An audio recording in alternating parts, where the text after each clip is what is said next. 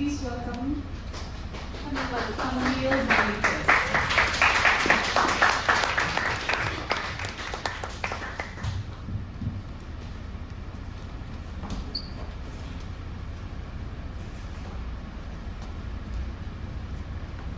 I'm Camille Benitez. I'm going to sing Awit ng Gabi ni Sisa, my Filipino.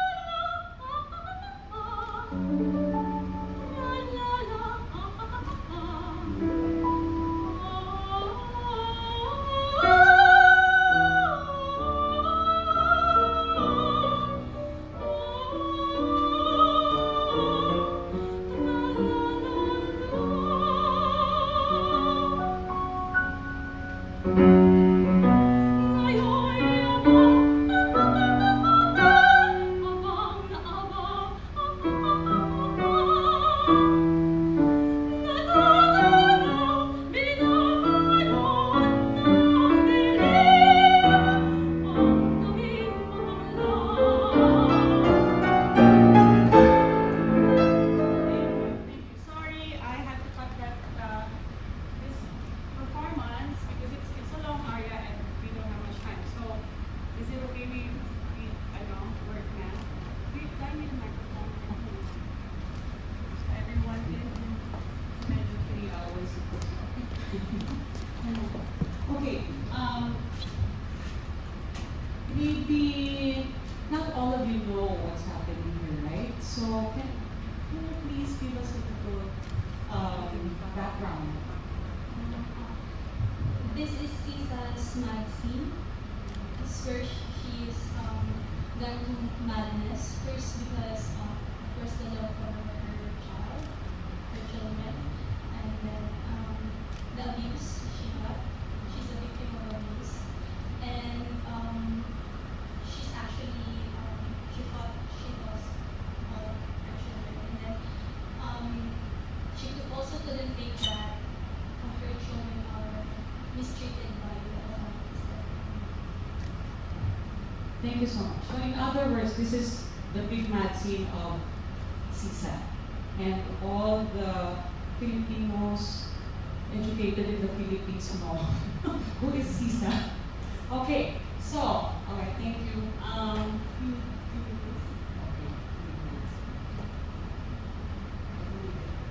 think I still know.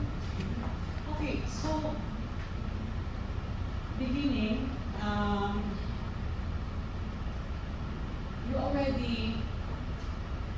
you've already belonged in the forest, right? So it has to look like it came from somewhere, alright?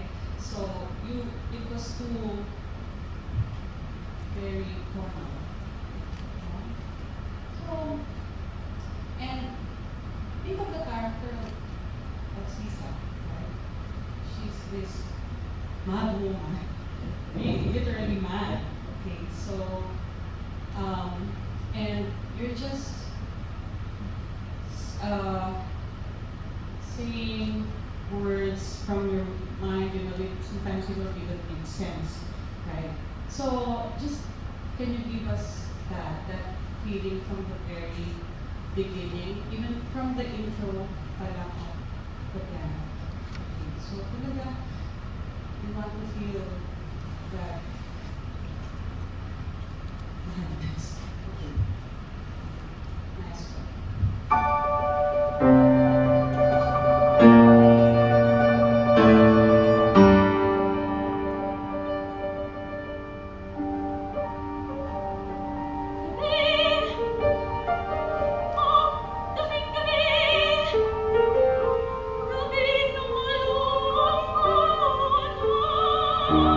Okay, thank you very much. Thank you. Where do you feel that voice is coming from?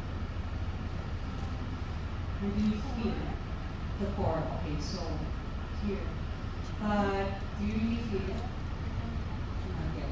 Okay, so I want to work on that because this is such a dramatic piece, right? So that's what makes it so difficult. Not only because it's a coloratura, it's like Lucia de Lammermoor na Filipino version.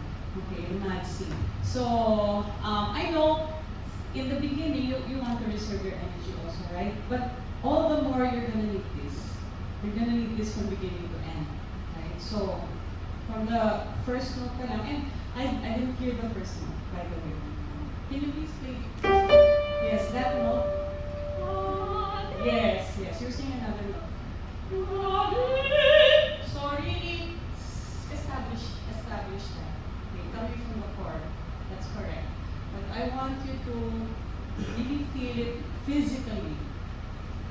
You know what I mean? So if it helps, and I always tell this to my students that singing is very physical. It's very physical, meaning you feel everything, right? Because your instrument is your whole body, right? From your toes up to your hair.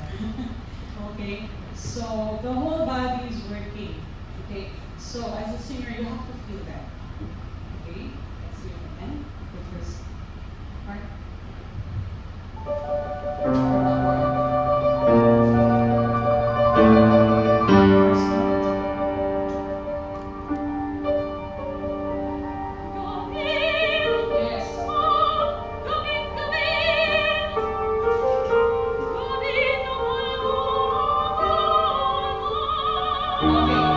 Very good, very good. Did you feel that already? Okay. I think and also it starts from your consciousness of that.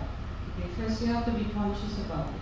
Okay, don't just think of the music, think of your instrument, especially for this piece, because it's such a difficult piece. You're really an instrument here. So, and I want you to use that line, gabi. So it's not just gabi, oh, gabi. Yeah. It has to mean something. What does that gabi means to you? Right? So it has to come out. Is it a happy evening? Is it a gloomy evening? Okay, so you have to make your audience feel that. You have to bring them in that scene. Okay, so I want you to connect with Gabi. It's not just Gabi. Gabi. So how many vowels do you have in Gabi? 2. So those 2 vowels, I want you to connect those 2 vowels. It's E, right? I, and then just add the consonants. Gabi. Sorry. One more time.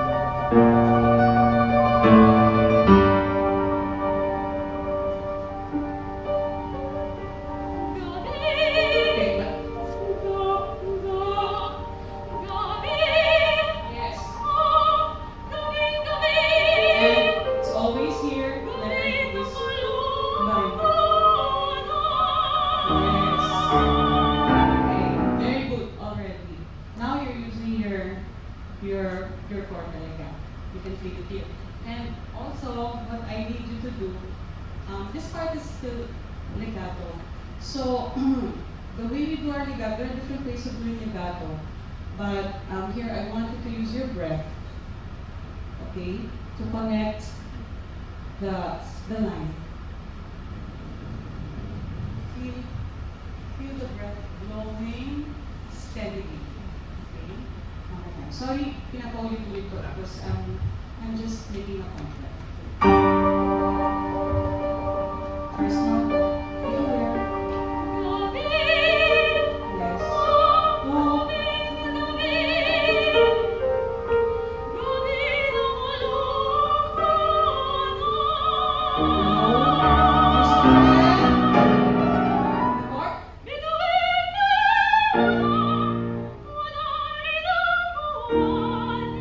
Yes. Isn't there more presence there? Right? Good. Sige, please continue. I'll stop again na.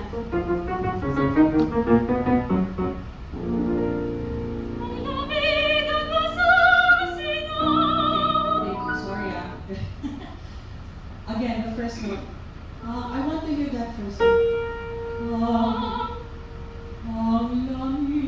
Ang lamig at basang sinaw. The way I interpret this, this area, yung gusto ko yung medyo nakakakilapot. Yung beginning, kasi then biglang hugulatin ko sila dun sa high notes sa way. Okay, so I want you to establish your character as a mother. Right? And all of that, the persecution, all the, everything that you went through, okay, that first few lines. Ang lamig at basang sinaw ay halimig na maginaw. From there, ilan?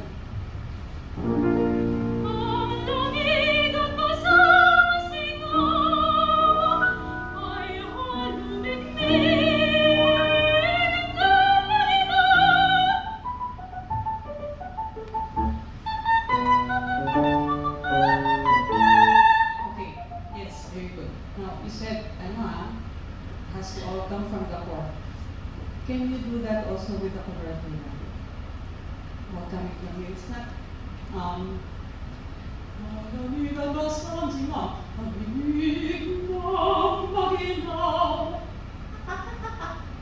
so I want, don't disconnect your voice from this part, including the coloratura. Okay? So let's do that from right before that. So just that chord na. Sabi lang ko sa chord yun. That's your preparation. And I want those short notes coming from the like you're doing this exercise. Can you do that? So I want that coming from your neck here.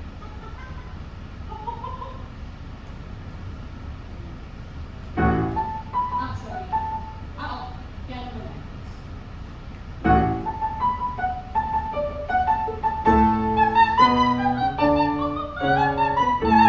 Thank you. Continue, please.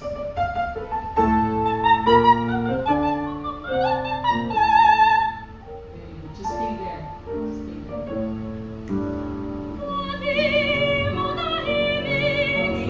Ating matahimik. Ano ba? Ating matahimik. Okay?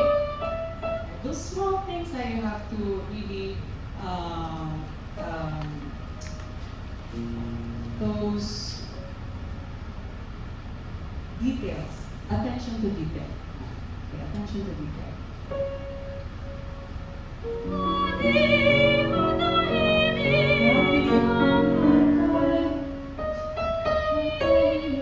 One time, please, and.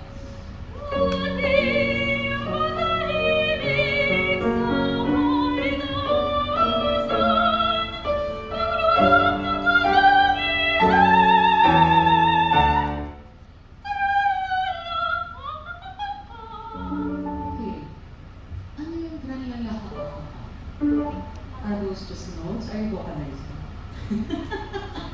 No. So, what's that?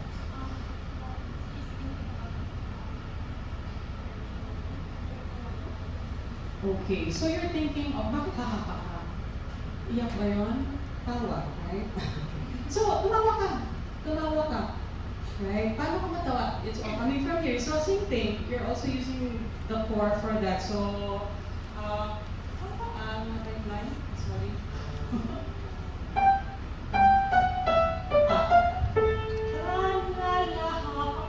So, more playful and really think of the happy times when you're with your children. Go ahead and say that.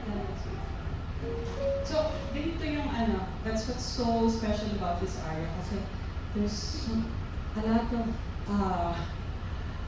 things happening because, you know, she's mad and it's all those memories from her past, her children, the good memories, the bad memories, the tragedy. And you have to give that all to us. Okay, so, from that place, please, Master. And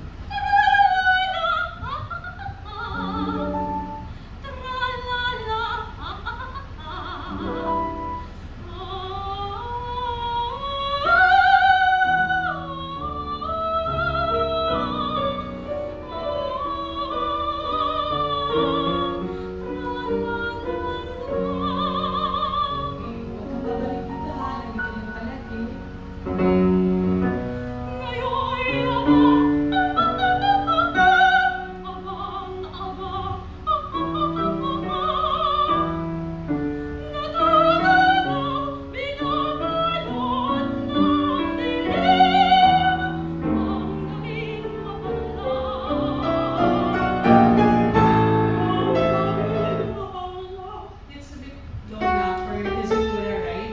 So this is something technical. I think you're still using your head voice, right? You know, it's okay, and I don't know I think I see some voice teachers here. Do not kill me. We cannot agree every time. Because I'm the one facilitating this extra class. Okay. For sopranos, no, it's okay to use I don't use the word chest voice. I use your speech voice or your speaking voice or your speech range. Okay? And I call it the speech voice or speech range because that's the voice you use when you're talking. Like what I'm using right now. Right? Hindi ako ganito magsalita, di ba? Ganito ako magsalita. Something's wrong. Okay. So, because this is the range of your voice. Pag bumaba na dun sa range ng speaking voice mo, it's not natural anymore to use your head voice, right? So that's what I was head voice, like a banana. Dahil soprano ka, hindi ibig sabihin hindi mo pwedeng gamitin. Ito, di ba? Pag nagsasalita ka ba? Hindi ko ba oh, diba? Okay. So, sorry. Yun lang yung point ko doon. Nasaan na tayo yung baba siya.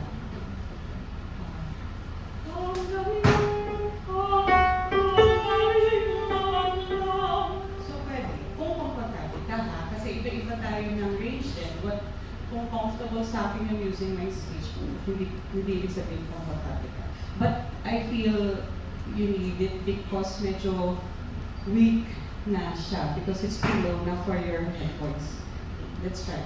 A little before that, please.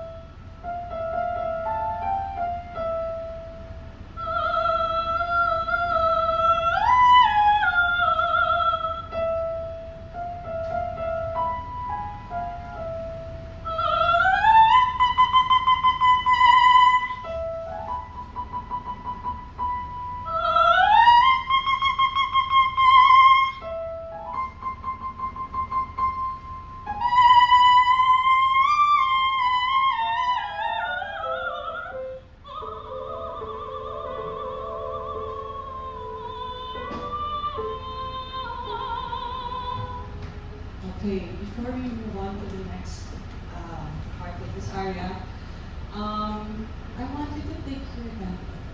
There. Hindi tayo nagmamadali. So from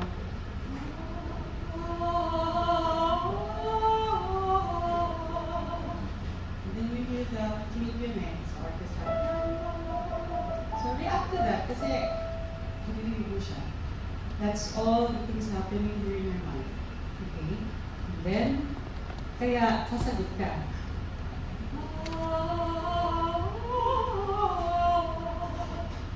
Bumalik na naman siya. Ay, may kadulat ako. It's like that. Okay, so, something's happening. Hindi siya tunog like, parang alam mo yung vocalist. Alright, so starting from the vocalist. Okay, sorry. Stop it. We're starting from here all the time. Okay.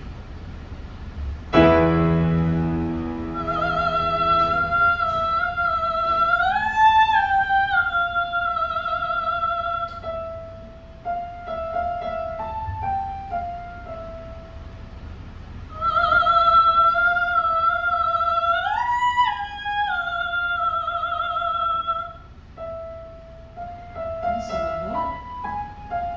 Sige na.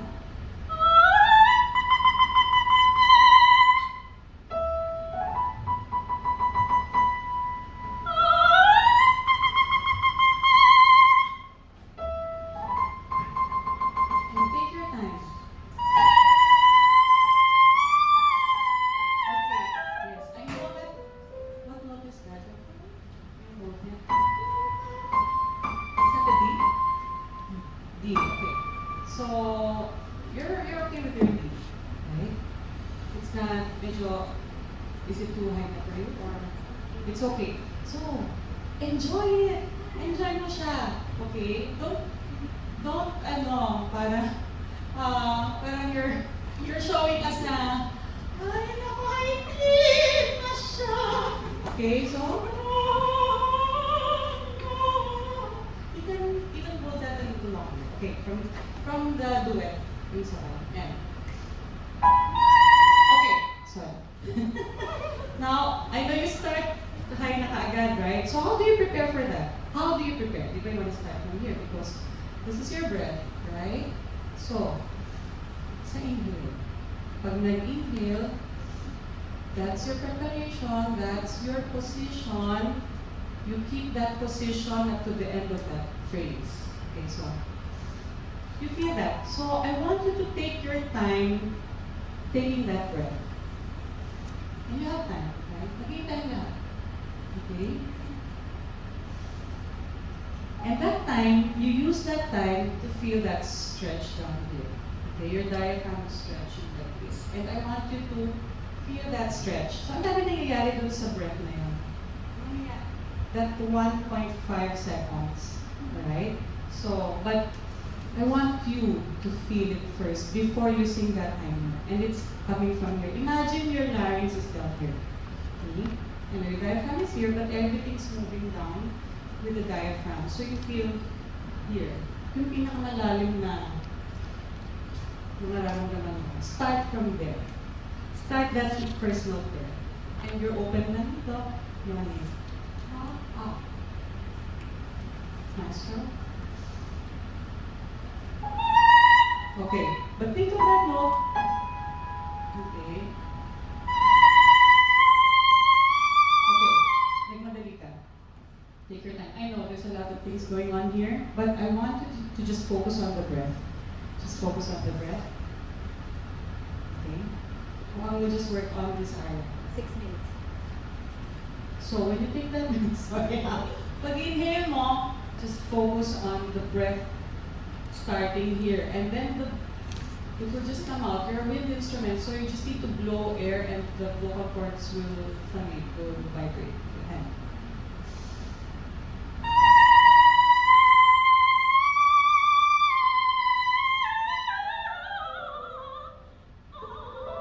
stay there. I want you to stay on that note before you go. So The thrill of a train, the most ever before. Yes. Okay. Kasi I want to change your parts. Ready? One more time. From the thrill na lang.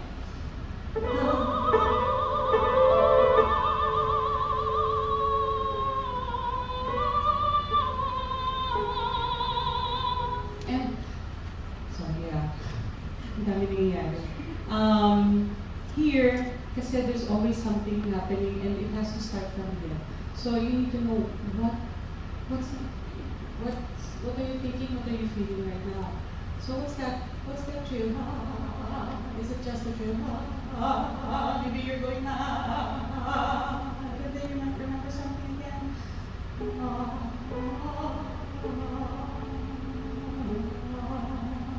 So many ibig na siyang sabihin, right? Okay. From the drill again, please. Yeah.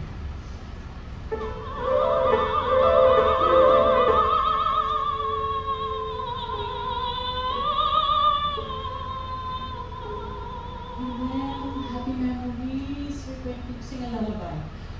And when you're singing a lullaby to your son, you're looking where? Yes, because it's your son. Your son is suddenly there. Okay? It's not there, but you're imagining because you're man. Okay? So,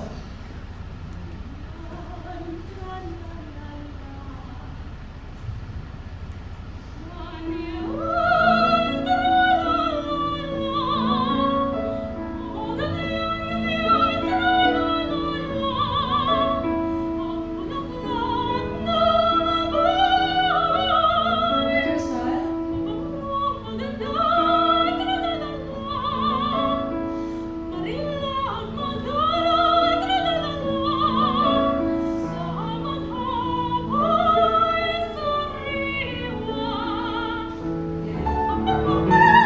see the forest again. You're back to the forest and the birds. You're singing with the birds because you're mad.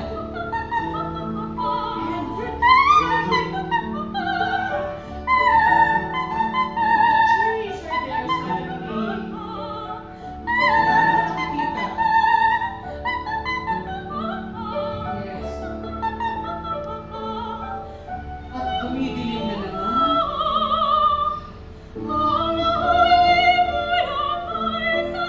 You can smell the hallelujah. You can see whatever it is you're saying, it's beautiful. And suddenly, bagong lahat.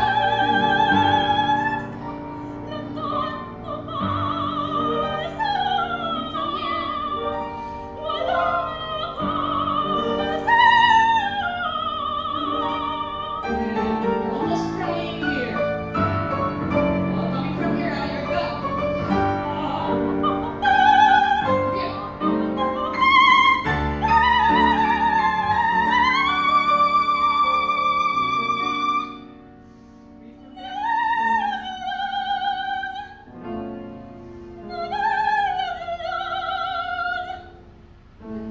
Sorry, there's one more thing I want you to do, ha? Release this. It's all ah. Ah. How do you say ah? Ah. Ah. It's not ah. Ah.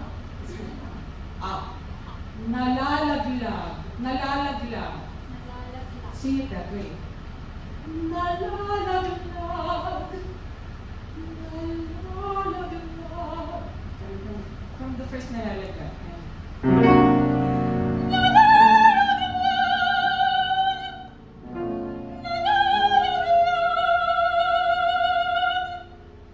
Yes. You need more space. So give way to this.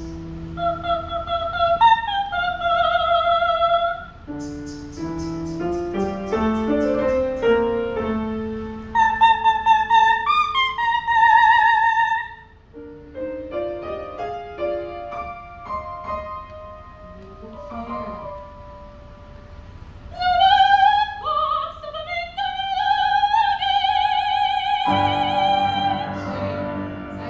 Sorry.